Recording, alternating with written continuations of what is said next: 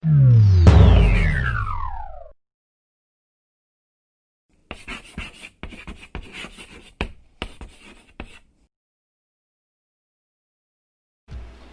pessoal, me chamo Renata, estamos aqui hoje no Explicador Virtual para conversarmos sobre história. Vamos lá?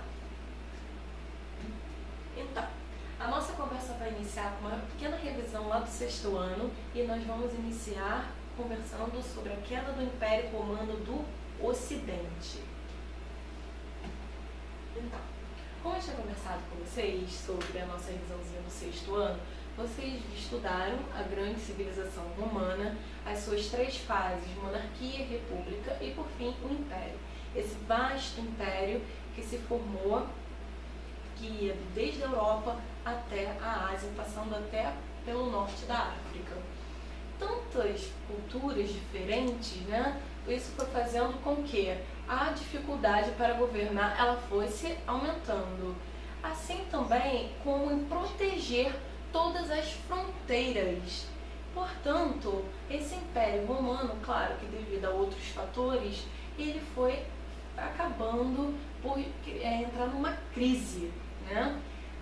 Vocês lembram, a gente não conversou sobre isso, mas vocês lembram, qualquer dúvida que vocês tiverem, vocês podem rever lá a aula do 6º ano, falando sobre a crise do Império Romano, que esse Império Romano foi dividido em 2, Império Romano do Ocidente e Império Romano do Oriente. A capital do Império Romano do Ocidente era Roma e a capital do Império Romano do Oriente será Constantinopla, que depois, posteriormente, né, vai dar aí o surgimento do Império Bizantino. Mas como eu falei para vocês, essa é só uma conversa para que a gente relembre um pouquinho, porque história é continuidade, né? Nós não estudamos história com fatos aleatórios, não. São causas e consequências. Então, se a gente conversar desse modo, vai ser melhor para que vocês possam entender, porque a história também não é decoreba, tá? Então, devido, como eu falei para vocês, a essas dificuldades em governar, né, em administrar esse vasto território, as fragilidades nas fronteiras, vai causar o quê? Vai causar a invasão dos povos bárbaros. E é a partir daí que a gente vai dar início à nossa conversa do 7º ano. Por quê? Já falei, né? Os diferentes povos que habitavam o Império Romano do Ocidente. Levando em consideração, galera, que nós estamos falando do Império Romano do Ocidente. O Império Romano do Oriente é uma outra conversa, tá? Por isso que sempre nós vamos especificar Ocidente. Então, vamos lá. As fronteiras habitadas por diferentes povos que foram conquistados pelo Império Romano, os romanos enfrentaram dificuldades para governá-lo e proteger as suas fronteiras. E aí, como eu já tinha conversado com vocês, vai causar o quê? A facilidade da invasão desses povos bárbaros. Mas quem serão esses povos bárbaros, né? Nós vamos saber em breve, porque nós vamos conversar mais específico sobre eles. A gente já pode adiantar que vamos destacar 2 povos bárbaros, os germânicos e os eslavos, certo? Então, vamos lá, prosseguir com a nossa conversa.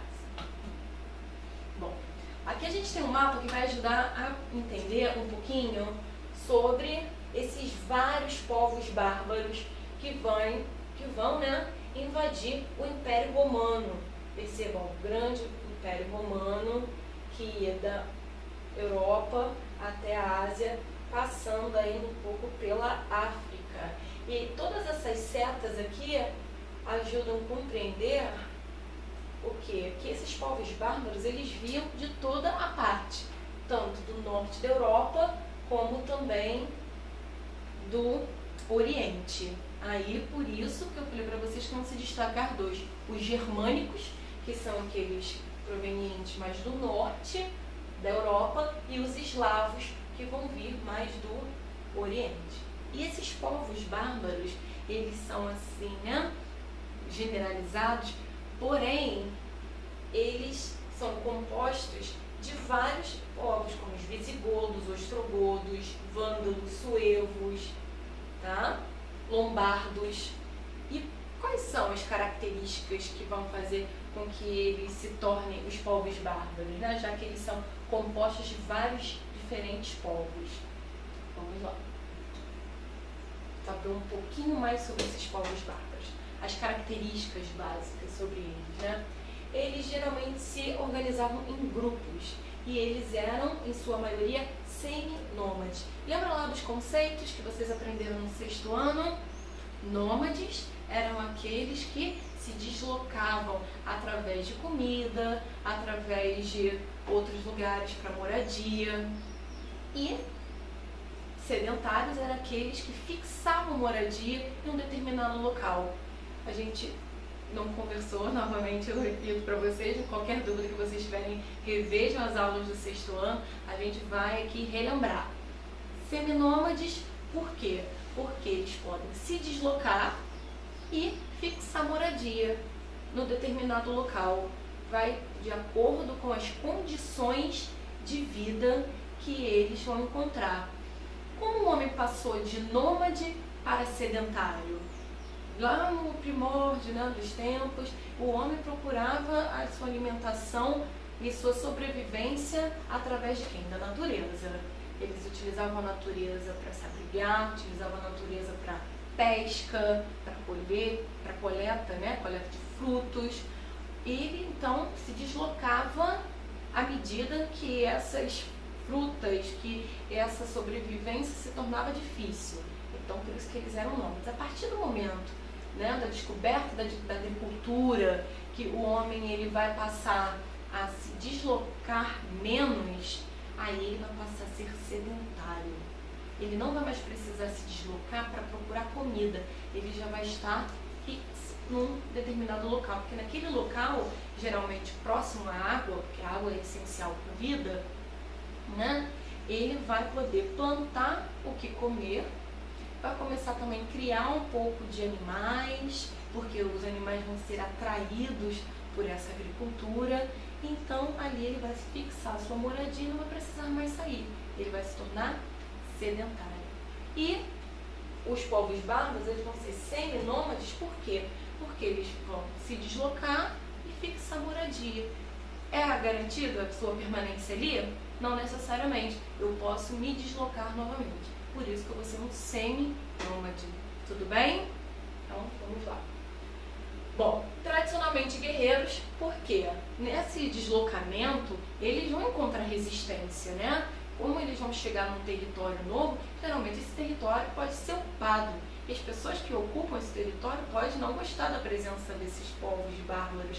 Então, eles vão ter ou podem sofrer algum tipo de resistência devido à sua presença ali. Por isso que eles vão ser o quê? Guerreiros. Vai ser uma forma de conquistar aquele território e vai ser uma forma também deles se defenderem, certo? Era tribal e agrária, ou seja, eles se organizavam em tribos, não havia um líder específico, né? Eles viviam em tribos, geralmente compostos pela mesma família. E agrária por quê? Porque eles vão produzir aquilo que eles vão precisar para se sustentar, né? Além do que eles vão conseguir através da natureza, certo? Então vamos lá ver mais algumas características sobre esses povos bárbaros. O período de intensas disputas por território e grande processo migratório ficou conhecido como invasões bárbaras. Tudo bem? Processo migratório é esse processo de deslocamento. Eu estou aqui no território agora e depois eu vou me deslocar para outro. Isso é uma migração, né? O deslocamento. Então, essas constantes, né? Desculpa, essas constantes disputas por território, esse constante deslocamento vai se chamar o quê? Invasões bárbaras. E foi determinante para o fim do Império Romano do Ocidente. Por quê? Uma vez que esses povos bárbaros, eles viram a fragilidade do Império Romano, o Império Romano também é devido a vários outros fatores, lá do 6º ano, dá uma relembrada. E aí eles vão achar esse território fácil, vai ser um território que vai estar fragilizado, vai ser muito mais favorável à sua invasão e à permanência desses povos bárbaros. Mas a gente está falando tanto de povos bárbaros, por que povos bárbaros? Vão ser considerados povos bárbaros aqueles que, pelos romanos, não falam a mesma língua do Império e que não têm os mesmos hábitos que eles. Por isso que eles vão ser chamados de povos bárbaros. Lembra lá que eles eram os ostrogodos, visigodos, suevos, lombardos, eram vários povos. Mas por que generalizar todos, né? E chamá-los de povos bárbaros? Porque é uma nomenclatura dada pelos romanos da época, aqueles que não falavam grego ou latim, que eram as línguas oficiais do Império, e que não tinham os mesmos hábitos reconhecidos, né? Os mesmos hábitos que eles tinham no Império, certo? Por isso que eles eram todos considerados de povos bárbaros. Vamos lá? Bom, esses povos bárbaros, eles vão entrar no território do Império Romano do Ocidente e vão se estabelecer. Bom, eles vão se estabelecer e devido às suas características, né, em comum, eles vão formar reinos e serão conhecidos como reinos germânicos. Tá legal? Nós vamos ver as principais características desses reinos germânicos e depois nós vamos ver os principais reinos germânicos que se formarão.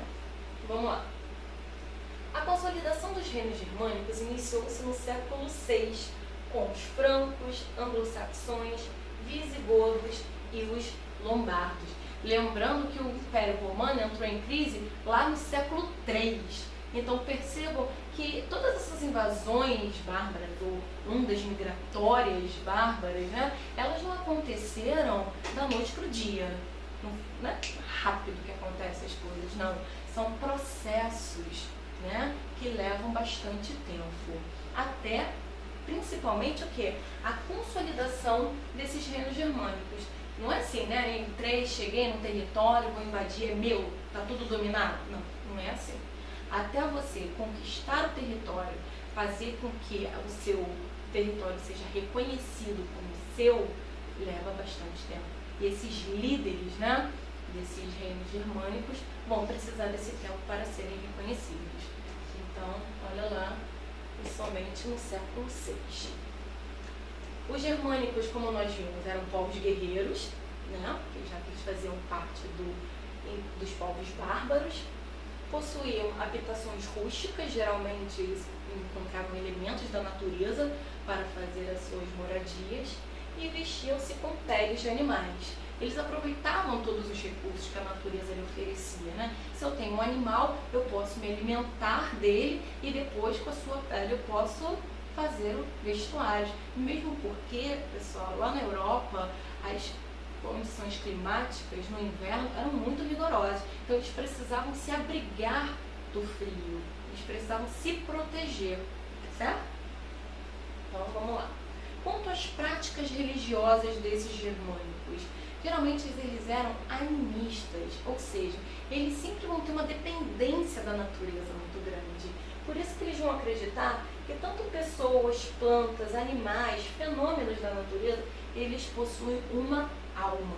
Por isso que a sua religião vai ser animistas, tá bem? Já as divisões, elas eram as produções, as atividades, elas eram divididas pelo sexo, mulher e pela posição social também. Por exemplo, mulheres escravas dedicavam-se ao cultivo e ao pastoreio, à agricultura e ao cuidado dos animais. Já os homens, né, eles se dedicavam à guerra, que era a atividade mais importante para eles. Porque a guerra era um símbolo de conquista e primordial a manutenção daquele território. Tudo bem? Nós vamos conversar um pouquinho mais, como eu falei para vocês, dos principais reinos na próxima videoaula. Por enquanto eu vou deixar vocês aqui com a imagenzinha do mapa, o qual eu falei, com a formação dos reinos germânicos. Tá? Até mais!